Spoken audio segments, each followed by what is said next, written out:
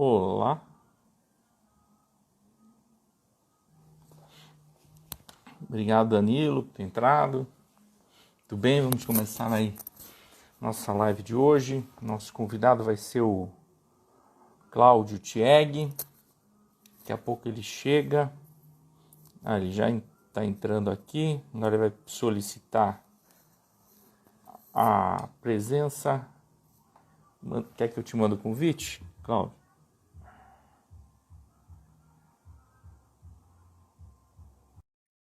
É só você aceitar aí, Cláudio.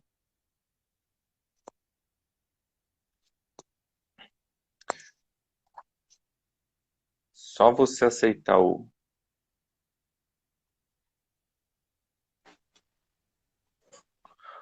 Já tem dois, eu e você, olha que bom.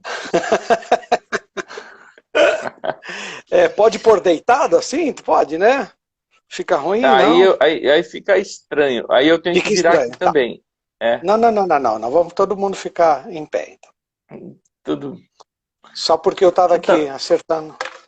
acertando uns detalhes. Aí. Caramba, quase saí da live aqui. Cliquei errado.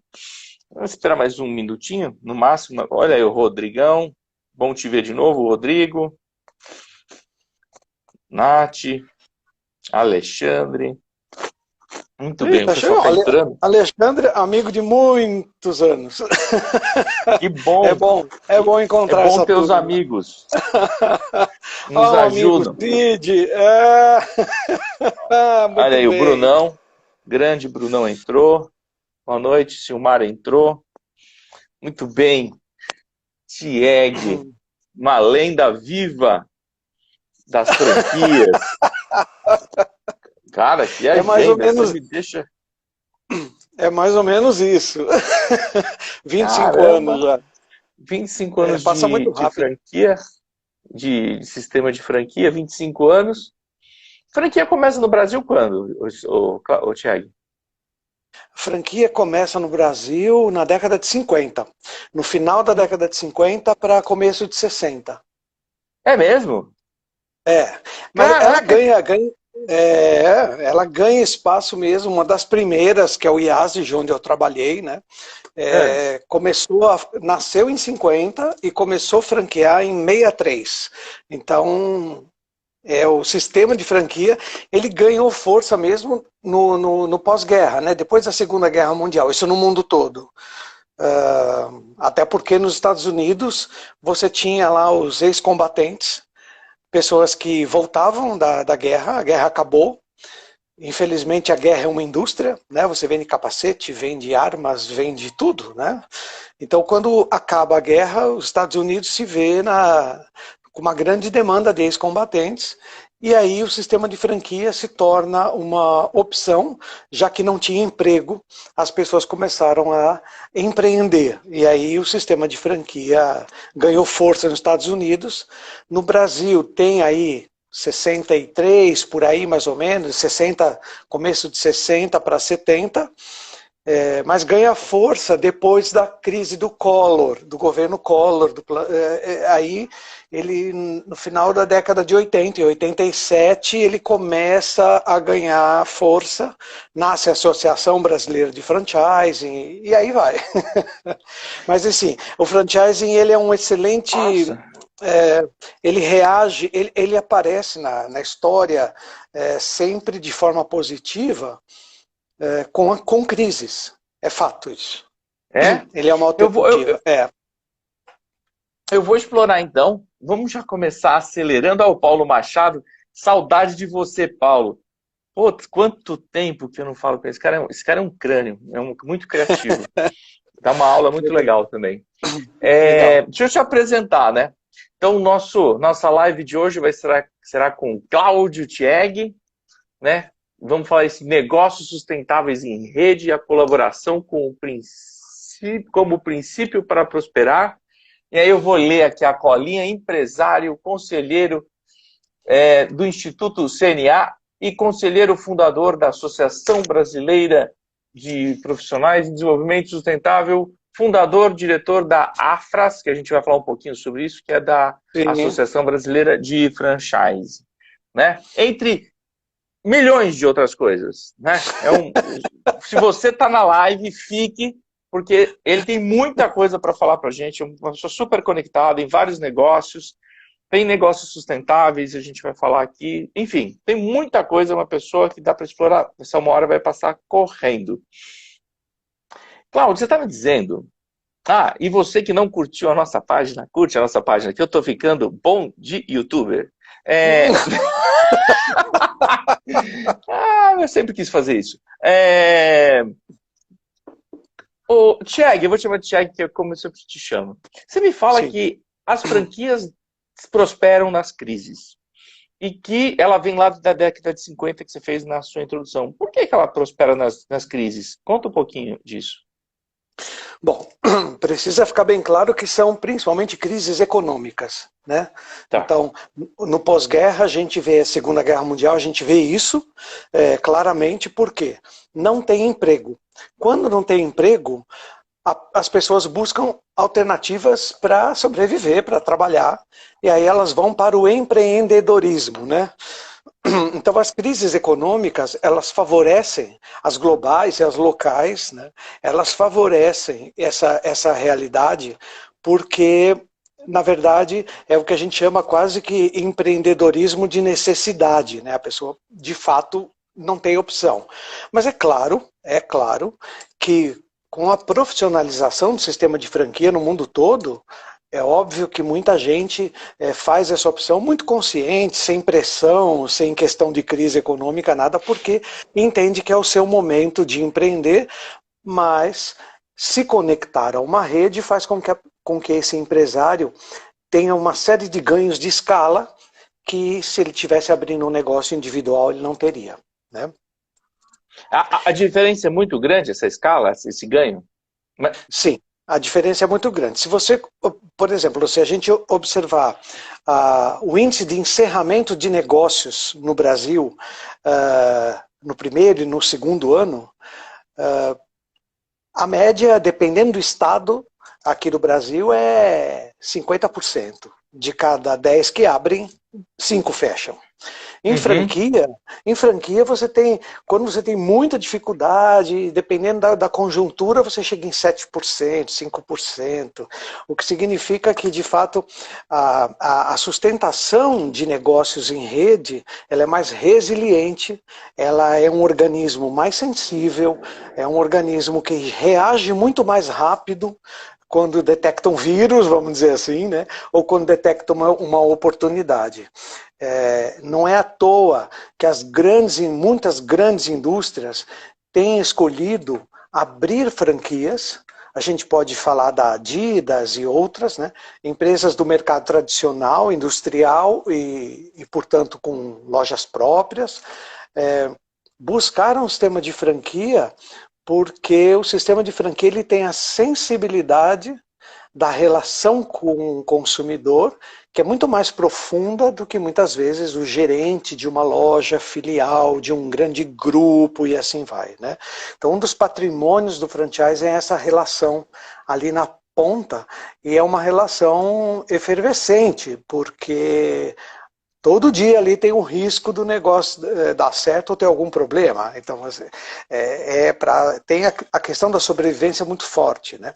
E numa grande corporação, por vezes, você tem que trocar o gerente, né? O que justifica o Banco Itaú ter uma agência que vai bem e uma agência que vai mal? Não é tudo Itaú? Né? Então, as pessoas fazem a diferença lá na ponta. E o franchise, ele tem essa grande vantagem. Boa noite as pessoas que estão entrando. Nós estamos aqui com Cláudio Tieg, né? Eu vi pessoas queridas, a Amélia que está nos acompanhando, a Isa, enfim, uma galera aqui que sempre acompanha a gente. Tieg, a gente está falando de pessoas agora, de franquias, pessoas, mas não é qualquer um que pode ser franqueado, né? Ou sim? Isso é mito ou é fato? É fato, porque o que acontece...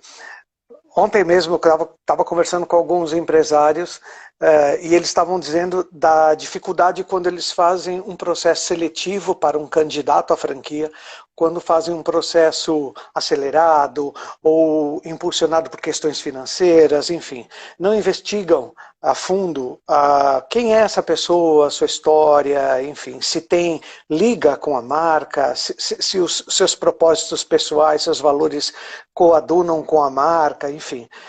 Isso, quando você faz um processo mal feito, você tem um grande problema lá na frente. E esse lá na frente é daqui 6 meses, 1 ano, 2, 5, 10, porque dependendo de como você estruturou a relação com esse franqueado, você vai ter que meio que gastar muita energia para fazê-lo performar bem, ou vai ver que não tem jeito mesmo, né? Então é por isso que, enfim, tem situações que são limitantes e não existe processo infalível, né? Então, assim, por mais que você se cerque de informações, tudo é possível que, mesmo assim, haja um erro, porque pessoas mudam, contextos mudam. Eu sou franqueado de uma rede hoje, aí amanhã eu me separei, e aí meu companheiro, minha companheira era meu braço direito, e tudo fica sensível nessas horas, né? Então, de fato, ter franquia, você tem que ter poder financeiro, mas você tem que ser aceito pela marca, é um processo seletivo, né? Assim deve acontecer. E existe uma lei federal para isso, existe a lei do franchising, que rege tudo isso, né? Exige uma série de documentos e premissas para que você não entre nessa de gaiato, né? Então, por exemplo, a lei exige que você receba um documento que chama Circular de Oferta de Franquia, 10 dias antes de assinar o contrato. Então você não pode ir numa feira de franquia e sair de lá com um contrato assinado. Justamente a lei exige que você reflita, pense bem, converse com a sua família, enfim, né? Por quê? Pressupõe-se relações de longo prazo. Então, se você escolhe bem, né, você vai ter, de fato, mais sucesso. E o perfil profissional do franqueado, ele não pode ser um perfil tanto de dominação, né? Dominador, se pegar assim, numa questão do DISC, né? Dominador do DISC, assim, ele tem que ter uma questão um pouco mais flexível, né? Porque ele vai seguir regras, né? Ele não é um empreendedor que ele vai fazer. O cara fala, se eu vou ser empreendedor, vou virar franqueado. E aí dança, porque ele vai seguir regras, tem uma cartilha, né? Não é o teu negócio, é o nosso negócio, né? O franqueado tem isso mesmo. Agora, o que vale destacar, Renato, é que...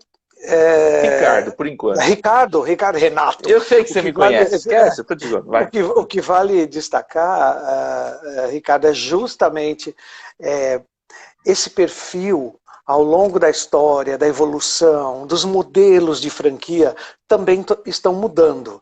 É óbvio que tem que ser alguém que tenha um perfil de colaboração, que tenha o nós como um valor, é fato. Perfeito. Mas, do ponto de vista da criatividade, do engajamento, do envolvimento com pessoas, enfim, a gente precisa de empresários, né, de empreendedores que tenham quase que uma cosmovisão, né, do conceito de negócio, porque senão ele pode ser um soldadinho de chumbo que só faz o que mandam e só tem atividade reativa, ação reativa, né? Pode não ser bom. Né? Acho que são poucos os negócios hoje que você consegue esse tipo de absorver esse tipo de perfil, até porque ele vai ser impulsionado a tocar e a engajar funcionários, tocar o negócio engajando funcionários e sendo embaixador da marca lá onde ele abriu o negócio. Então ele tem que conhecer a comunidade, ele tem que visitar, fazer venda externa, venda interna. Então o franqueado hoje assume um papel, um protagonismo muito mais exigente, mas ao mesmo tempo muito mais aberto, né? Quando você escolheu esse tema que a gente conversou, você falou, poxa, vamos colocar esse tema, né? Negócios sustentáveis em rede, a colaboração como princípio para prosperar. Conta um pouco para isso. O que passou na tua cabeça? Então, eu pensei justamente porque acho que a gente está agora numa crise sanitária, né? E uma crise sanitária com essa magnitude, ela impacta todo mundo. Ela é diferente das crises econômicas.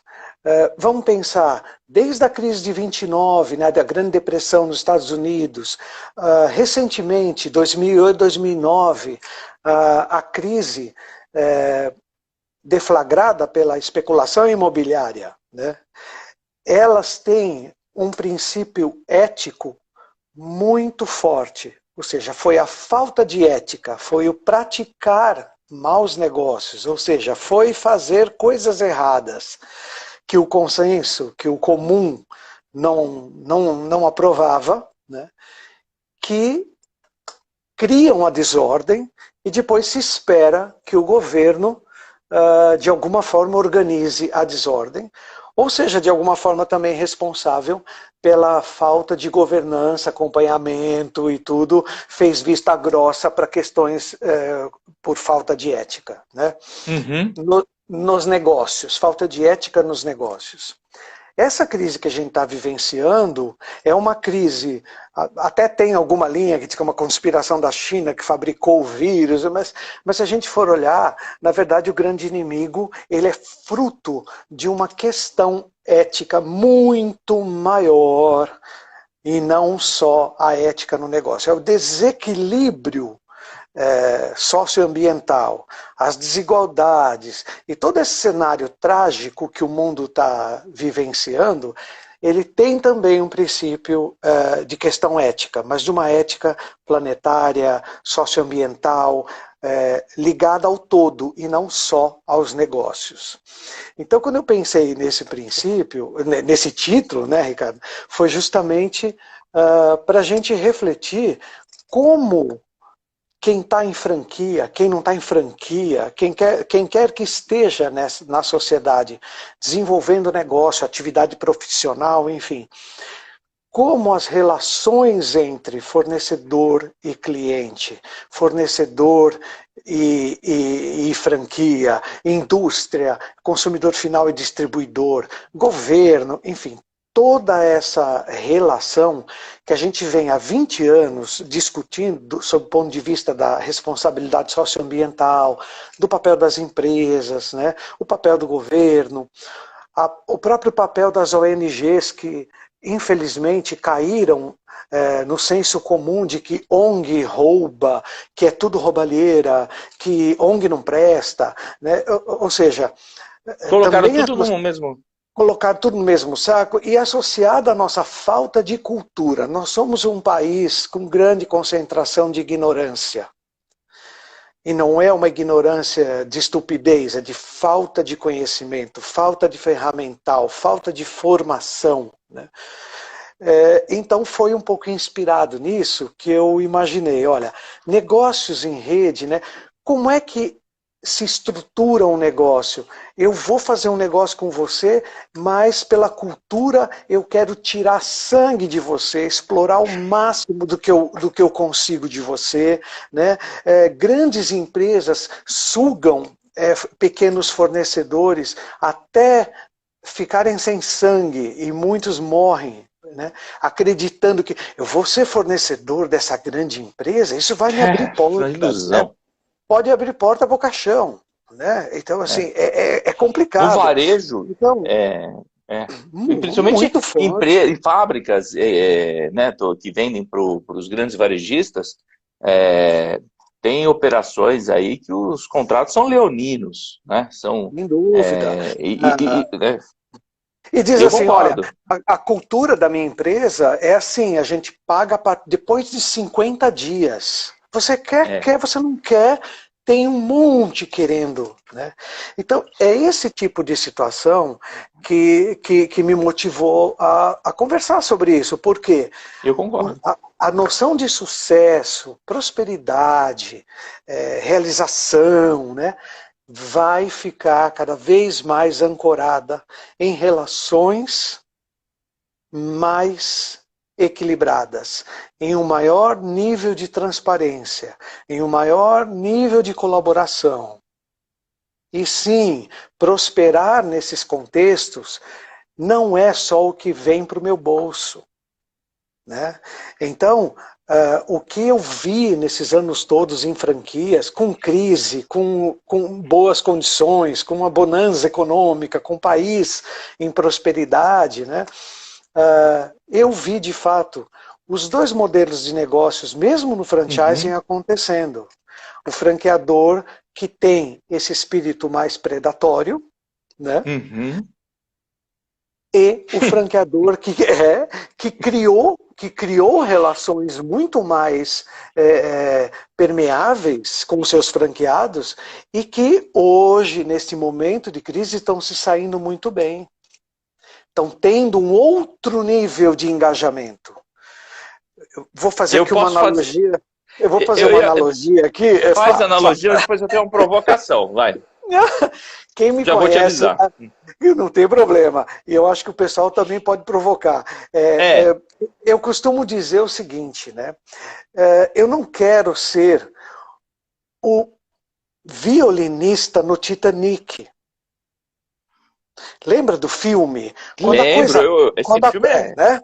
Quando a coisa pega no Titanic, a coisa é lá embaixo que aparece, né? Onde entra a água primeiro?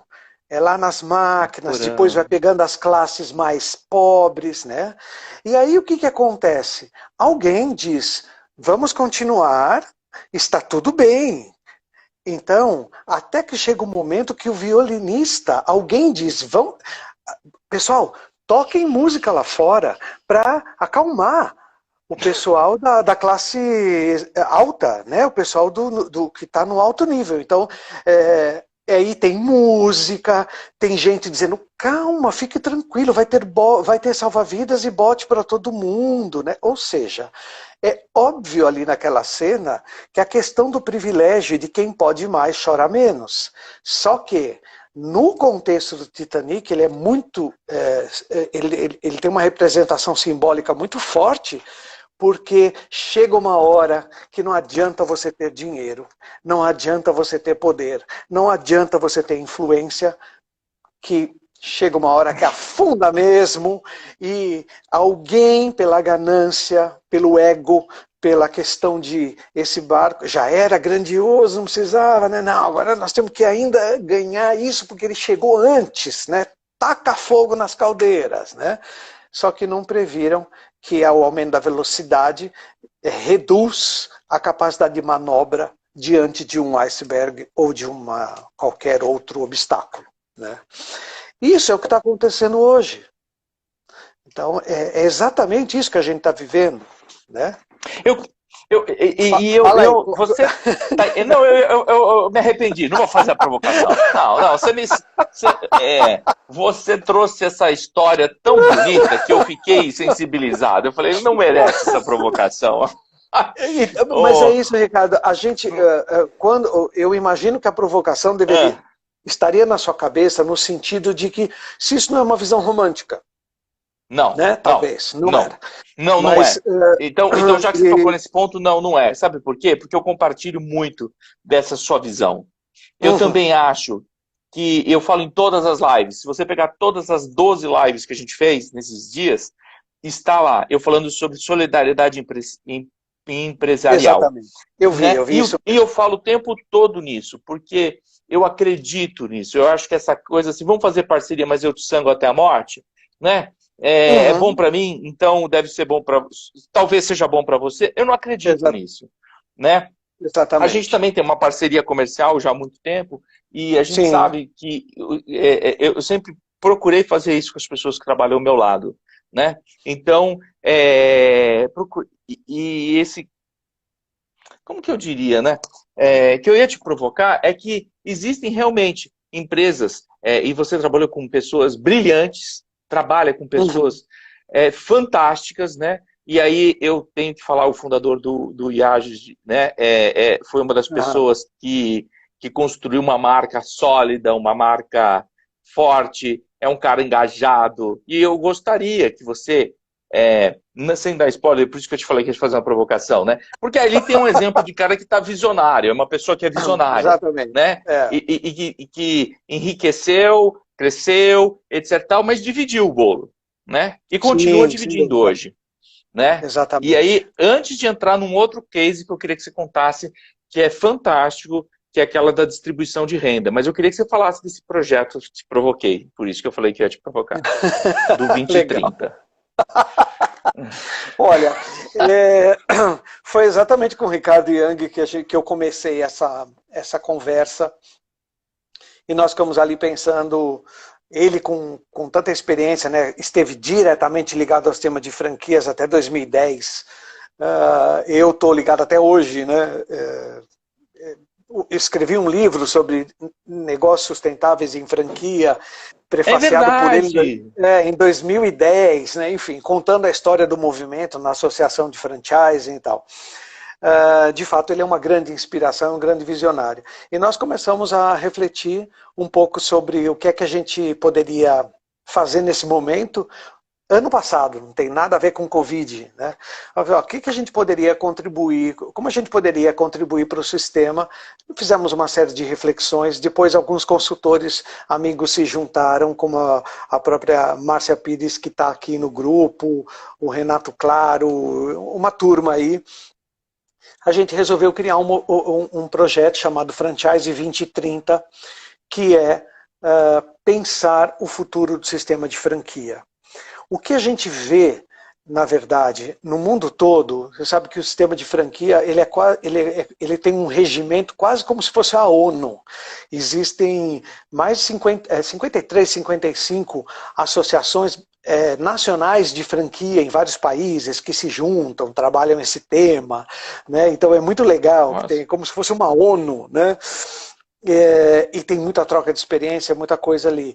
E a gente ficou pensando, olhando um pouco para o próprio sistema de franquia, ele é maravilhoso, ele é complexo, ele é diverso, ele tem uma capacidade de reação maravilhosa, né? A turma se reinventa o tempo inteiro, é da natureza desse segmento. Mas a gente achou que tinha chegado a hora de pensar um planejamento de longo prazo. Porque é comum no meio empresarial você tocar os negócios de forma reativa. Agora tem e-commerce, vamos lá, vamos fazer e-commerce. Né? Aí o que você faz? Você olha para o lado. Como é que você faz? Você tem sucesso? O que você faz? Troca de experiência. Então, assim, é muito reativo e olhando para o lado. Isso é maravilhoso. Então não é uma crítica, é maravilhoso. Você poder compartilhar, trocar ideia, ver como é que alguém resolveu um problema e contar com essa experiência também para somar a sua, mas a gente estava de fato pensando numa ideia de caminhar, e um sistema maduro precisa ter uma visão de futuro. Né? E onde a gente então se juntou, nós lançamos o projeto, a gente precisa de patrocínio para isso, a gente precisa de engajamento, de um monte de coisa, né? Então a gente está nessa fase. E nós começamos a tornar isso mais público em fevereiro. E aí logo em março veio a Covid e a gente teve que segurar um pouco, né? Mas foi até providencial, né? Porque a Covid reforça a necessidade de uma visão de médio e longo prazo. No Brasil, a gente viveu um período que foi próspero e isso foi encurtando a necessidade de visão de longo prazo. Até que a gente começou a ouvir da boca de empresários e de vários setores, né? Gente, planejamento para mim no máximo 2 anos, né? Planejamento de 5 anos, isso é luxo, né? Muda tudo, toda hora. Gente, não dá para fazer planejamento de longo prazo, né? Agora precisa, né? Agora mais que nunca, porque ficou muito claro que embora o seu país possa estar bem, o seu segmento possa estar bem, pode vir uma demanda que não seja financeira, econômica, como é uma pandemia. Né? E nós tivemos que... Nós só vivemos ondas de doenças avassaladoras, né? Mas que muito distantes da realidade de hoje e muito inferiores ao que foi a chamada gripe espanhola, que não era espanhola, mas enfim, era essa expressão da época. né? Mas então você vê claramente que a gente estava longe de um grande ataque sistêmico, né? Enfim, Sim, então mas eu aí, acho que é isso. seguindo nessa linha, né, eu sei que tem esse projeto 2030, a gente pode voltar mais para frente, voltar Sem a falar dúvida. nele, né, explorar, mesmo porque eu sei que ele está numa fase aí de divulgação, mas ainda de elaboração, mas eu Uhum. trouxe para a gente falar assim, olha, a gente está olhando, mesmo o setor de franquia, para 2030, né, e com Isso aí. pessoas que pensam colaborativamente e de maneira sustentável, né, e não de maneira que Exatamente. sangram, né, e É pensando por aí. exatamente na prosperidade de todo o sistema. Né? Então, É, é por isso que eu engatei nisso. Mas indo nessa linha fez também bem. de pensar em todo o sistema que você trouxe, eu queria que você contasse do outro projeto que você está engajado, e eu gosto de você porque você tem vários projetos ao mesmo tempo, você pensa muitas coisas. É verdade, né? É difícil ter um assunto que conversar com você que você já não tenha feito aquilo, ou tenha conhecimento, ou que alguém que fez, né? O cara... Olha, É. Ricardo, vou te contar. Eu até animar procissão com megafone, eu já fiz. Então, assim, tem um fundo de Anima. verdade, tem um fundo de verdade no que você falou. E já fui em inauguração de cemitério e não foi na novela Sucupira. Então, assim, Nossa mas isso faz senhora. muitos anos. Conta isso. Não, agora conta. A inauguração do cemitério É lógico. foi o seguinte: eu morava em Aracaju, em Sergipe, É. e uns empresários portugueses estavam lançando um cemitério tipo Morumbi, Gramado, né? Quem é aqui de São Paulo sabe como é que é, né? E aí estavam dizendo, olha, esse cemitério realmente era num platô com uma vista, um lugar maravilhoso do ponto de vista topográfico e tudo mais, né? E aí, Valia a pena morrer lá. olha, ou pelo menos descansar eternamente, né? E aí o que acontece? Um arquiteto amigo meu me chamou, disse, olha, vai ter uma inauguração e o pessoal resolveu contratar uma promotora de eventos, porque aquilo era um espaço muito inusitado. Tinha uma cascata de águas aromáticas, tinha uma galeria de serviços como flores, cartão de crédito, máquina de banco 24 horas, cartório, tinham capelas para velação, todas com vitrais, assim, com a iluminação natural ou mesmo à noite. Era um lugar espetacular, né? Maravilhoso. E eles estavam, de fato, lançando uma coisa que... como tornar isso uma coisa atrativa, né? Então contrataram uma promotora de eventos que tinha um excelente relacionamento com a sociedade, e lá foi um grupo de pessoas convidadas, e teve um culto ecumênico, e aí teve ao mesmo tempo de tudo isso, né, muita percepção diferente do que era um cemitério. Né? O evento foi à noite, né? Então aquela coisa, ai, mas eu tenho medo de ir no cemitério à noite, né? E no fim teve um baita num coquetel regado a champanhe com um concerto na Nossa. capela de músicas sacras, com uma Ah, bom. tecladista maravilhosa, né? Então assim, e depois aí um detalhe, né? Nós fomos para casa da promoter terminar a noite tomando Não. champanhe, conversando e tal. E teve um petit comitê ali nessa situação, né? Então assim, é uma experiência Essa eu não imagino. que foi tudo feito com muito respeito, mas Sim. que poxa, tá no meu currículo, né? Assim, é uma coisa que eu já, né? Inauguração de cemitério. Olha aqui, ó. A Márcia escreveu assim: isto se chama adaptabilidade e resiliência. É de fato uma pessoa especial, útil e produtiva mesmo.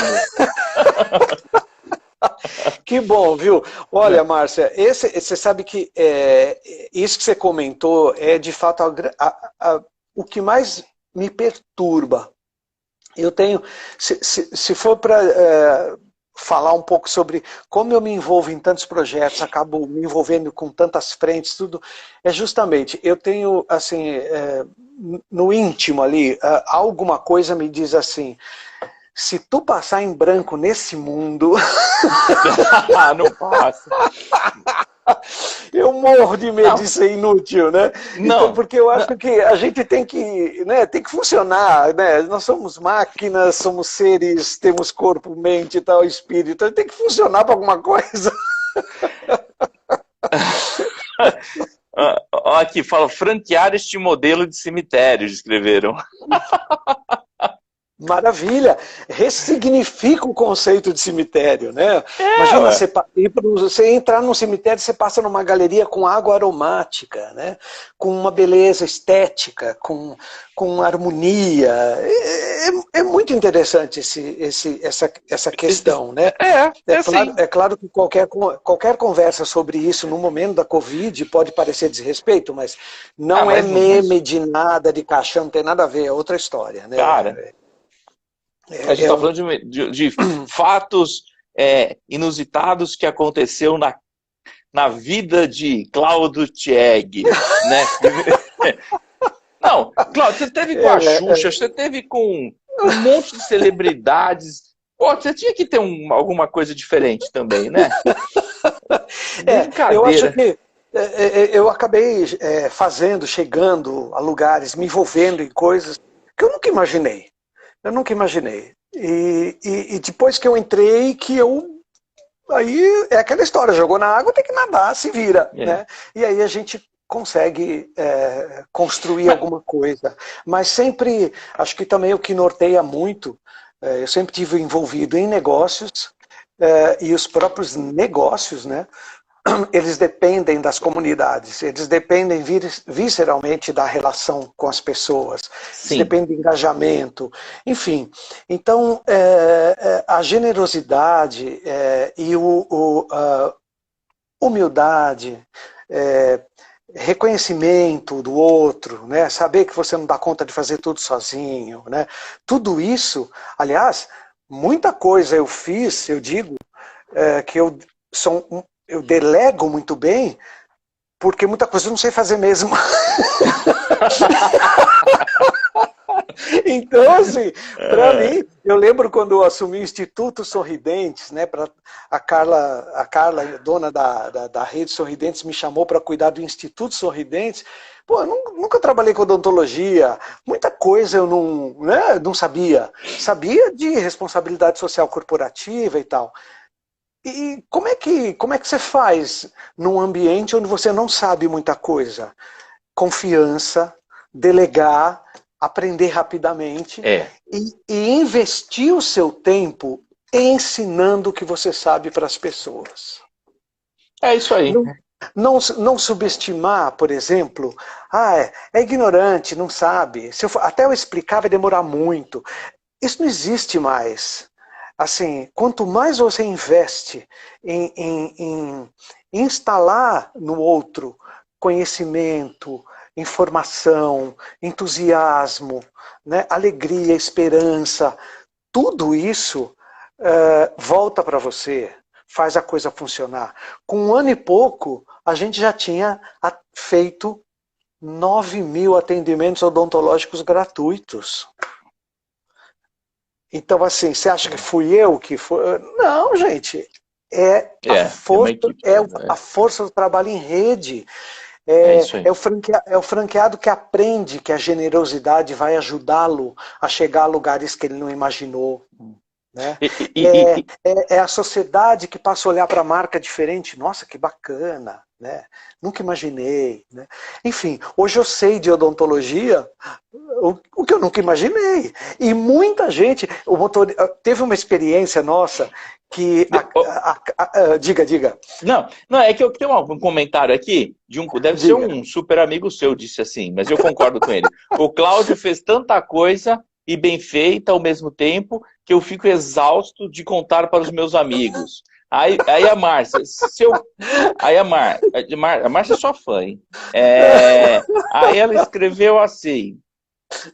Eu acho legal ler esses comentários, que as pessoas pararam para escrever, elas merecem atenção, né? Afinal, a gente Excelente. faz isso para as pessoas. Para as pessoas, é verdade. Mas não esquece o que você ia falar. Seu Tá. conjunto de entregas, projetos e campanhas sociais, parcerias é incrível. É verdade, eu acompanho o Cláudio aí há muitos anos, né? Faz muitos anos que eu conheço também o Cláudio. É verdade. Ô, Cláudio, conta o que você queria contar aí Sim, agora. Você lembra, né? Você lembra? sim, claro, claro. É um Porque eu episódio tenho que... uma pergunta para você que tem a ver com a questão social, que é aquela franquia do 9,90. Ah, legal, entendi, tá, do investimento adote um pequeno negócio, tá, legal. Então, É, emenda uma na outra, hein? essa história que eu vou contar é curta, é engraçada, mas foi cheia de desafios, né? Ah, nós tivemos um problema orçamentário e nós tínhamos que levar uma van que tem um consultório odontológico, né, para Juazeiro do Norte, né, em Pernambuco. E aí, nós tínhamos que botar essa van, que é um consultório, para atender as comunidades lá do Amigos do Bem, né? Uhum. Isso lá no Instituto Sorridentes. E aí o que acontece? Nós tínhamos um problema de orçamento, e aí eu falei para o motorista, Tiago, tornou-se um grande amigo, eu falei, Tiago, você pode levar a van dirigindo, né, até Juazeiro? Ele falou, eu nunca viajei tão longe. E a van não é tão nova. A gente faz manutenção, mas não é tão nova. Aí eu disse assim para ele, Tiago, se eu for com você, você vai? Ele falou, esse cara não Aí vai comigo, né? o cara falou, né? Tipo, como assim, né? O diretor do instituto vai ficar 3 dias chacoalhando na van para chegar lá, né? Dormimos em hotel e tudo. Eu falei, eu já morei lá, eu conheço o Nordeste, bora, vamos lá. E nós fomos.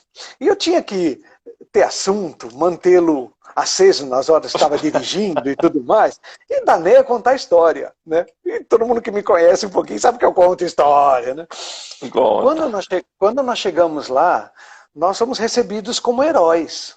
Porque todo mundo foi como voluntário, foi como contratado, mas foi de avião e tudo. E eles nos acharam heróis, porque a gente teve uma aventura no meio do caminho que teve um problema, que a estrada fechou, e nós nos filmamos por 6 quilômetros numa estrada de poeira, que eu falei, a van não chega inteira, né? Então Meu Deus. fomos entendidos como heróis. Mas qual que é o resumo? Quando nós chegamos, a Carla, que é a dona da Sorridentes, perguntou para o Tiago, como foi essa viagem? E o Tiago falou assim, doutora, eu conheci a Europa, eu conheci a Índia, eu conheci o Egito, o que o Cláudio me contou todo, já sei tudo, né? Então, assim, olha que gostoso, eu nunca imaginei, né? Fiquei contando história para ele, para a gente ter assunto, né? Lógico. E ele sentiu, de fato, que aquilo passou a pertencer a ele também. Então é maravilhoso. Né? É maravilhoso. Essas descobertas no caminho, esse você saber que você precisa do outro e que você sempre vai ter grandes surpresas. Né? Quanto mais você se fecha, quanto mais você subestima, menos resultado você consegue. Né? Eu não vou. Não, vai acabar daqui a pouco. Não acredito. Deixa eu te falar um negócio. Conta pra gente. Ah, tá. Oi, Jean. Olha, Jane Faria, adoro essa mulher também. Entrou. Grande médica. Conta desse projeto de franquias de rede que vocês fizeram, colaborativo, do 9,90, porque eu acho que é uma coisa que precisa ser divulgada. E é um trabalho que você e teu time têm feito aí, muito legal. Olha, essa é mais um testemunho de que boas relações tornam a gente amigos para sempre. Né? Então, recentemente, o Fábio Fiorini, que é o maior idealizador do projeto Adote um Pequeno Negócio, né, me ligou, lembrou de mim, quando ele falou, precisamos fazer alguma coisa para os pequenos empresários, eles estão muito perdidos, franquia ou não, franquia até tem mais respaldo das franqueadoras, mas, gente, temos que colaborar, temos que engajar, ajudar o pequeno empresário a pôr a cabeça no lugar e pensar, quando a crise passar, eu tenho que me preparar, o que eu tenho que fazer, como é que vai ser? E o Fábio tem uma experiência maravilhosa de desenvolvimento de uma metodologia que faz com que você se prepare Por exemplo, preciso vender mais. Então é uma metodologia que ajuda você a repetir aquilo, a lutar por aquilo, a tocar aquilo e ter resultado. Né? E ele falou assim, eu quero compartilhar essa metodologia, como é que a gente faz, eu estou com umas ideias. Aí eu já vim com esse lado, né? Poxa, temos que ter uma questão de impacto social, temos que promover a relação do consumidor com o fornecedor, muito além da própria relação comercial, né? Então, o que é o Adote um Pequeno Negócio? É um movimento em que você doa R$ 9,90 para essa plataforma.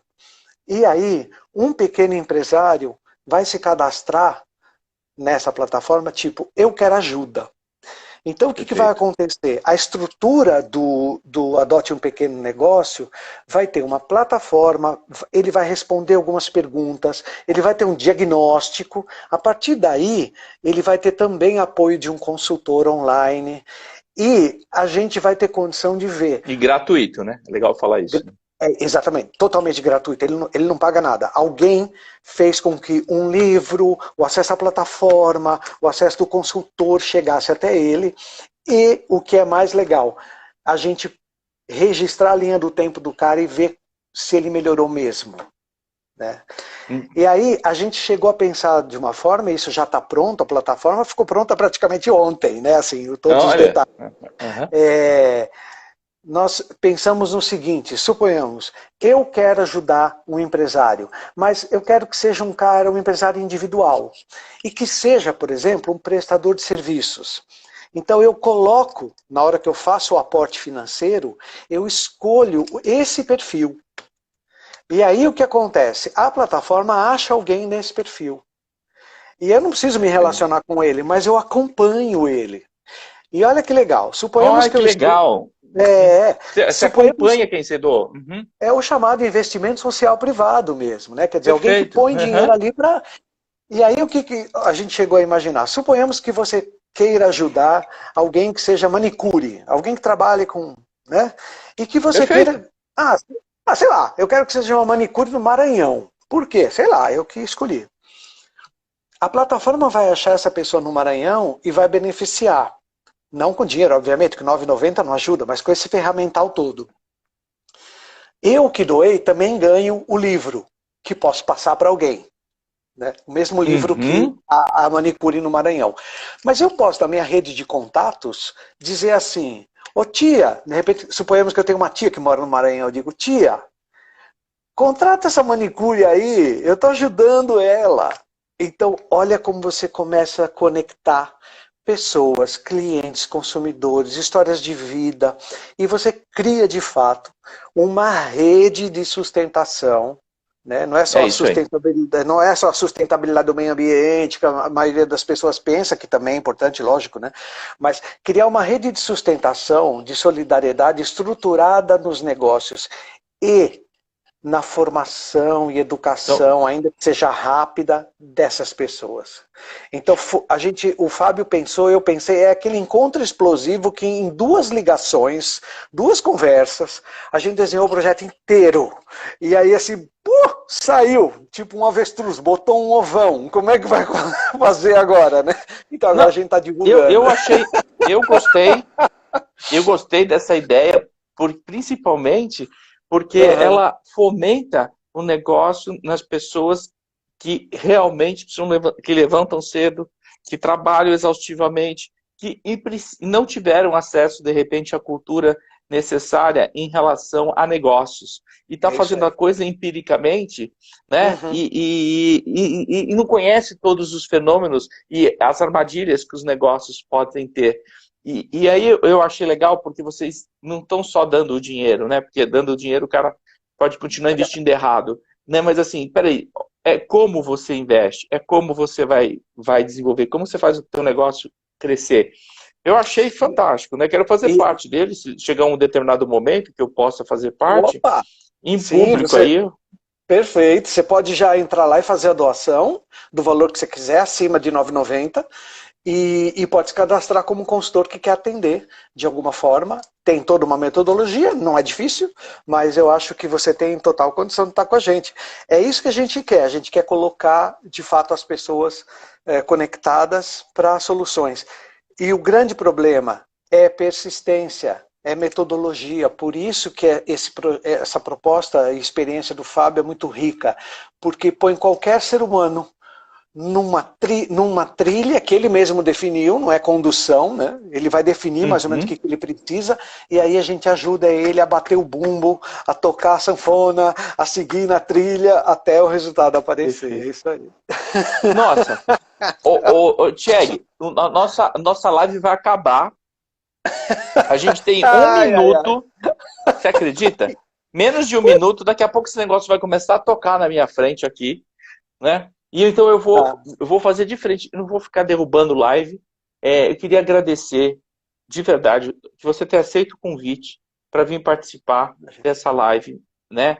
Para mim é motivo de muita satisfação, não é da boca para fora, você sabe o quanto eu gosto de você, respeito o seu trabalho pra caramba, né? E sempre que eu arrumo um lugar para que você possa fazer um projeto comigo, eu te chamo porque eu sei que a entrega é real, né?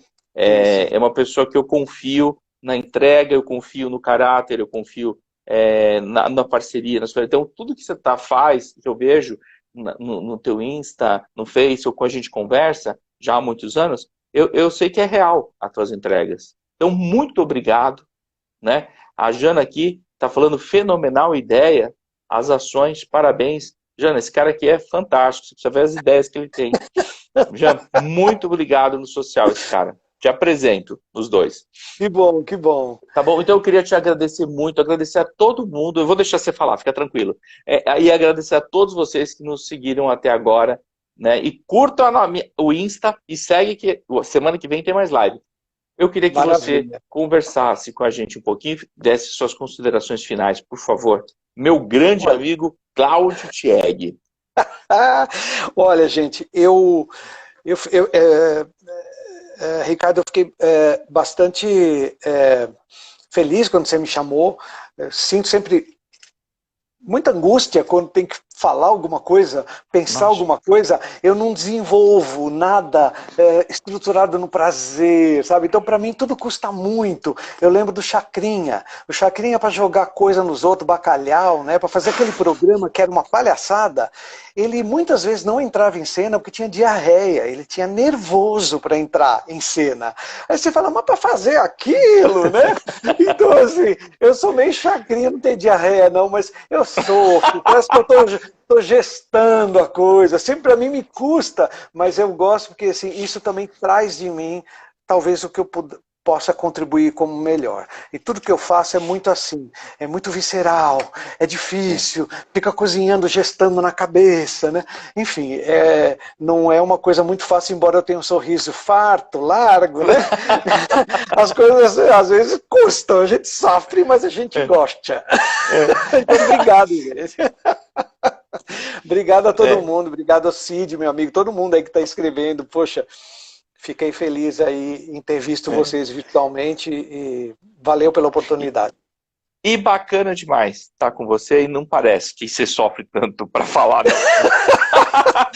Mas eu sei. Não, tanto que antes, quando começou a chegar perto das 19 horas, eu disse assim, Deus do céu, cadê o Tieg? Ele não me responde, ele não me responde. Eu tinha que estar a bandinha do Chacrinha tocando porque ele estava no banheiro. Mas não estava. Realmente eu acabo. É difícil para mim, mas depois que vai. Tieg, um forte abraço. Eu sei, a gente vai voltar. Eu vou te convidar, então você já começa a pensar, porque eu já tenho outros temas para você. Muito bom. Um grande beijo, sabe que eu gosto muito de você. Tchau, Tieg. Valeu. Obrigado a todos vocês que seguiram a gente. Vai lá. Valeu, gente. Uma boa noite para vocês. Tenho esperança que as coisas ficam melhores quando a gente tem esperança. Verdade. Tchau, Tieg. Tchau.